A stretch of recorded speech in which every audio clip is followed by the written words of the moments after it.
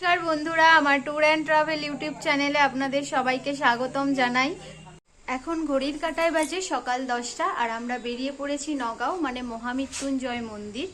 এটি আসামের নগাঁয়ে অবস্থিত এবং এটি পৃথিবীর সবথেকে উঁচু শিব মন্দির, যার নাম মহামৃত্যুঞ্জয় মন্দির। এই মন্দিরটির উচ্চতা হলো 126 ফুট। আপনাদের আমি আগের ভিডিওতে জানিয়েছিলাম আমার বাড়ি হচ্ছে আসাম রাজ্যের বিশ্বনাথ চারিয়ালিতে। আমরা যেহেতু বাড়ি থেকে এই মন্দির গিয়েছিলাম, আমার বাড়ি থেকে এই মন্দিরের দূরত্ব ছিল মাত্র 1 ঘন্টা 30 মিনিট। আমি, আমার ভাসুর, আমার ছোট্ট বাবু, আমার জায়ের মা এবং তার ছেলে এই মন্দিরে গিয়েছিলাম। আমার হাজবেন্ড যায়নি, কারণ সেই সময় ও কলকাতাতে ছিল। আপনারা কিভাবে এই মন্দির যাবেন এবং পুজো দেওয়ার কী কী নিয়ম আছে এবং মন্দির সম্পর্কে নানা বিস্তারিত তথ্য জানতে আমার ভিডিওটি স্কিপ না করে দেখতে থাকুন। প্রথমেই বলি গুয়াহাটি থেকে আপনারা নগাঁও কিভাবে আসবেন। গুয়াহাটি থেকে নগাঁও আসার জন্য 4টি ট্রেন আসে: Silghat express, Nagaon express, Kaziranga express এবং ডিমু এক্সপ্রেস। তাছাড়া পল্টন বাজার থেকে আপনারা নগাঁও আসার জন্য বাসও পেয়ে যাবেন। নগাঁও স্টেশনে এসে আপনাকে টোটো করে নিতে হবে এবং নগাঁও স্টেশন থেকে মন্দিরের দূরত্ব মাত্র 30 মিনিট। এই নিয়ে এই মন্দিরে আমি দুবার এলাম। এখানে আসতে আমার খুব ভালো লাগে। গগনচুম্বী এই শিবলিঙ্গটি সত্যি অসাধারণ। মন্দিরে পৌঁছানোর পর আমরা এখানে গাড়ি পার্কিং করার ব্যবস্থা করা আছে, সেখানে গাড়ি পার্কিং করে নিলাম এবং তারপর চলে গেলাম একটি ডালার দোকানে পুজো দেওয়ার জন্য পুজোর সামগ্রী কিনতে। দুপুর 12টা অবধি এই মন্দিরে পূজা হয়, তাই আমরা পুজোর সামগ্রী কিনে ধূপ এবং বাতিগুলো এখানে জ্বালিয়ে দিলাম। আসামিস ভাষায় এই প্রদীপটিকে বলা হয় সাকি।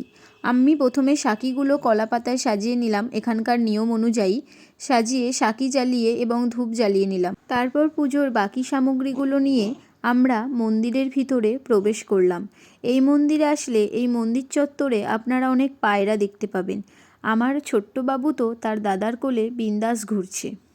এই মন্দিরের পরিবেশটি আমার অসাধারণ লাগে। 2003 সালে এই মন্দিরটি আচার্য ভিগুগিরি মহারাজ প্রতিষ্ঠা করেন। আমাদের পুজো দেয়া হয়ে গেছে, তাই আমার বাবুকে একটু হাঁটি করাচ্ছিলাম, কিন্তু ও তো হাঁটি করবে না, রীতিমতো আমাদের দুজনের হাত টেনে ওর নিচে নেমে হামাগুড়ি দেওয়ার চেষ্টা চালাচ্ছিল, কিন্তু তাও জোর করে ওকে আমরা হাঁটি করাচ্ছিলাম। যাই হোক, তারপর আমার ভাসুর নিচে প্রসাদ বিতরণ কাউন্টার থেকে প্রসাদ নিয়ে এলো। আমরা মন্দির প্রাঙ্গণে বসেই প্রসাদ খেয়ে নিলাম। প্রসাদ খেয়ে নিচে নেমে দেখি একটা বিশাল বড় লম্বা লাইন। আমরা জিজ্ঞাসা করাতে বলা হলো এখানে খিচুড়ি প্রসাদ বিতরণ করা হচ্ছে। আমরাও লাইনে দাঁড়িয়ে খিচুড়ি নিয়ে নিলাম। খিচুড়িটা খেতে সত্যি খুব সুন্দর ছিল। তারপর প্রসাদ খাওয়ার পর বাইরে এসে কয়েকটা ছবি তুলে নিলাম।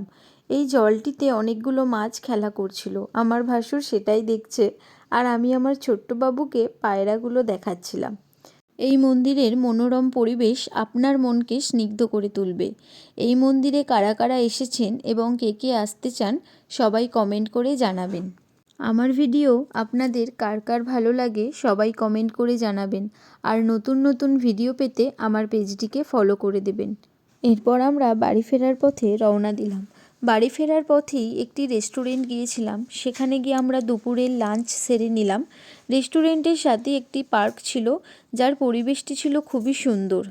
এখানে আমরা কিছু ছবি তুলে নিলাম এবং আমার ছোট্ট পুচকুর সাথে একটু দোলনা চেপে নিলাম। তারপর আমরা বাড়ি চলে এলাম। আজকের ভিডিওটি এখানেই শেষ করছি। আর হ্যাঁ, নতুন ভিডিও পেতে কিন্তু আমার পেজটি ফলো করে দিবেন, আর ভিডিওর শেষে একটি লাইক দিতে ভুলবেন না। সবাই ভালো থাকবেন, সুস্থ থাকবেন। ধন্যবাদ সবাইকে।